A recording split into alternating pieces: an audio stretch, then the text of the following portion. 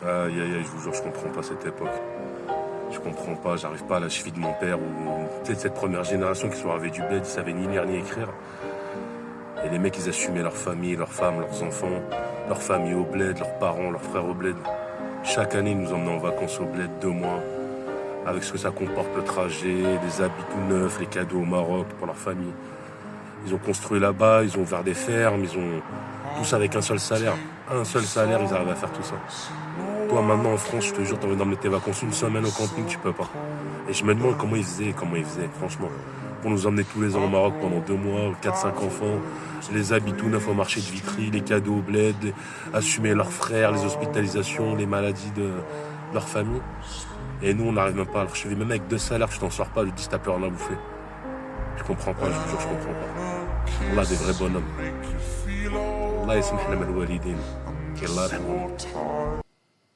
Alors, vous savez, il y a un proverbe qui dit « Les temps difficiles donnent les hommes forts et les temps faciles donnent les hommes faibles. » Alors, il y a beaucoup de leçons qui sortent de cette vidéo. Franchement, j'ai été plutôt heureux de suivre cet homme parler parce qu'il a dit énormément de choses. Et comme vous le savez tous, petit brief, l'objectif c'est de grandir dans la réflexion, d'aller un peu plus loin pour pouvoir progresser. Alors déjà, il fait le parallèle entre le temps d'avant et le temps de maintenant.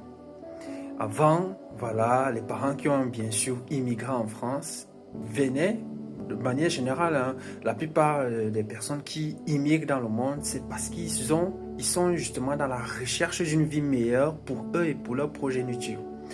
Leur objectif, c'est de donner un meilleur avenir à leurs enfants. Et il y a certains parmi eux qui, dans l'optique du coup de garder du coup ce lien avec leur terre natale, vont justement réaliser des projets d'investissement, acheter des maisons, aider la famille, rester au bled. Et ça créait du coup cette synergie entre le bled et l'étranger. Donc, ils ne se sentaient pas, voilà, de manière générale, ils ne se sentaient pas perdus à l'étranger parce qu'ils avaient néanmoins des attaches dans leur terre natale. Et cet homme décrit effectivement qu'avant, c'était plus facile, c'était plus simple. Les parents avaient suffisamment de ressources, ils vivaient mieux, ils voyageaient, ils partaient en vacances. Ils pouvaient prendre en charge certains membres de famille qui n'avaient pas la possibilité de se payer les soins. Bref, c'était la meilleure époque, c'était la période faste, c'était la période où coulait justement le lait et le miel. Alors, et justement, il se demande, mais il se dit, cette dernière temps, il ne comprend pas, c'est compliqué de vivre actuellement. Alors, comme vous le savez tous, petite leçon pour aller un peu plus loin. Alors, première leçon que moi je tire personnellement de l'analyse qu'il fait justement de ce parallèle entre avant et maintenant, c'est qu'effectivement, ce que tu dois comprendre, c'est qu'avant, les parents, ceux qui ont bien sûr immigré, qui ont voyagé pour se chercher ailleurs, ils avaient ce qu'on appelle la baraka. Ils avaient la gna. Ils étaient décidés à réussir coûte que coûte pour l'avenir de leurs enfants.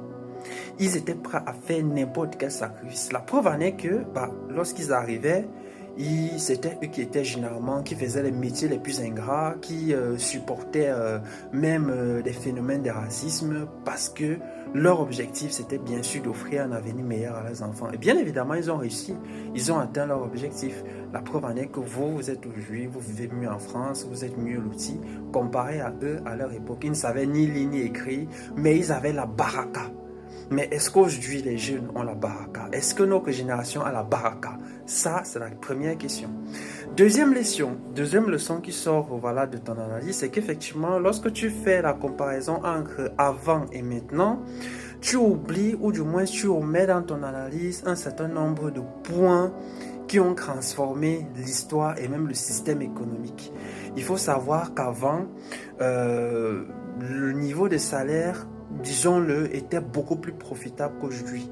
Aujourd'hui, avec l'inflation, le salaire que tu as aujourd'hui ne te permet pas suffisamment de vivre. La plupart des personnes qui vivent en Occident ont parfois du mal à terminer les fins de mois. Et ça, c'était un phénomène qui était assez rare à l'époque parce que voilà, le pouvoir d'achat, il était encore consistant. Avec peu, tu pouvais t'offrir beaucoup. Donc, et ça, c'est justement un des éléments dans l'équation qui a changé du coup le système et qui a fait en sorte que les choses sont devenues plus chères, la vie est devenue plus chère et ce qui fait en sorte qu'aujourd'hui, même un seul salaire ne suffit pas à nourrir toute une maison. Alors, troisième point, troisième leçon justement que tu omets dans ta vidéo, mais qui a été mentionné par une personne qui a suivi ta vidéo. Je mets en place justement ce commentaire juste ici. Il dit, et ça m'a vraiment fait rigoler, mais ce qu'il dit est vraiment plein de sens. Il dit, avant, les parents, ils étaient bien accompagnés. Ils avaient des épouses qui les soutenaient. Ils avaient des maris qui les soutenaient. Et donc, il dit, en réalité, aujourd'hui, si c'était mieux avant par rapport à aujourd'hui, c'est parce que les parents, ils étaient bien accompagnés. Ils n'étaient pas avec des femmes qui étaient dépensières. Ils étaient avec des femmes valeureuses qui bossaient, qui travaillaient pour soutenir le foyer. Et pour les femmes, ils étaient bien évidemment avec des hommes travailleurs, qui avaient la volonté justement de faire progresser leur famille. Et donc, ils ne reculaient face à aucun sacrifice. Ils étaient bien accompagnés. Ils étaient bien accompagnés. Donc, la présence même du coup, soit de l'homme ou de la femme de bonne qualité, leur permettait d'atteindre leur objectif d'immigration, de prospérité en Occident et leur permettait du coup de réaliser leur projet au pays. Ça aussi, c'est un élément que je n'ai pas mentionné dans ta vidéo, mais qui est totalement vrai et qui a son sens. Troisième leçon, ou je peux dire troisième point, qui explique justement qu'avant c'était mieux comparé à aujourd'hui, c'est bien évidemment le système de valeurs qui a changé. Le système de valeurs qui a changé. Aujourd'hui, la plupart des personnes, lorsqu'ils ont même un salaire, ils consomment pour consommer. Ils achètent n'importe quoi. Ils ne font pas d'économie. Ils n'ont pas la réflexion. Ils ne réfléchissent pas. Ils font dans le laisser aller. C'est-à-dire, ils sont vraiment dans la théorie d'Adam Smith, laisser aller, laisser faire, tout libéraliser. Ils ne font pas de prévisions.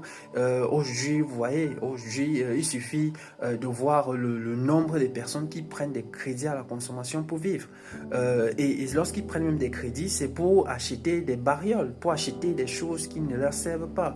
Le dernier iPhone, la dernière marque de voiture, un costume à 8000 pièces, au lieu de vivre simplement et dignement comme avant. Parce que comparé à ceux d'avant, ils avaient justement cette réflexion, ils ne se permettaient pas n'importe quelle dépense. Donc autant de choses. Donc mis bout en bout, tous ces éléments, tous ces facteurs-là, ont du coup créé un gap entre avant et maintenant. C'est ce que moi je peux apporter comme idée. Et donc si toi aussi tu trouves que c'était mieux avant comparé à maintenant, tu nous laisses en commentaire, on va du coup en reparler. Mais je pense qu'à un moment donné, c'est un peu quelques éléments qu'on peut apporter face à ta vidéo. Sur ce, tu as aimé le contenu, tu likes, tu commentes, tu partages, tu t'abonnes. J'ai dit, le bouton s'abonner, il est juste là. Abonnez-vous. On parle des choses importantes sur cette page. On parle de progrès, on parle de réussite, on parle d'éducation, on parle de mœurs. Et ça, on touche du doigt à partir de la réalité vécue. D'accord? Donc, abonne-toi. Nous allons progresser, nous allons grandir ensemble. Sur ce, ciao.